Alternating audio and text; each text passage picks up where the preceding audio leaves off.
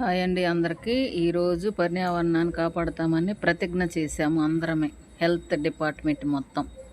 ఈరోజు నేషనల్ పర్యావరణ దినోత్సవం, అంటే జాతీయ మొక్కలు నాటే రోజు అన్నమాట.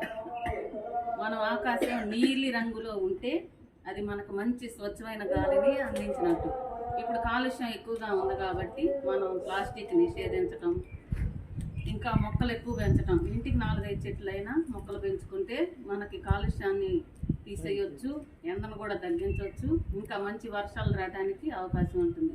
కాబట్టి ప్రతి ఒక్కరు 4-5 చెట్లైనా పెంచాలి. ఎందుకంటే పిల్లలకి మంచి ఆస్తులు అంతస్తులు ఇవ్వచ్చు, కానీ ఆరోగ్యకరమైన వాతావరణాన్ని కూడా మనం అందించాలి.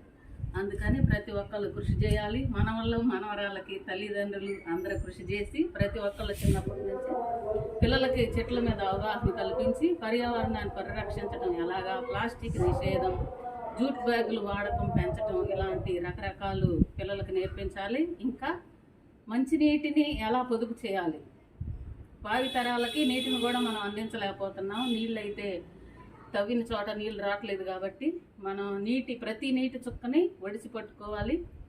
నీటిని కూడా వృధాగా చేయకుండా పొదుపుగా వాడుకోవాలి. Thank you for watching.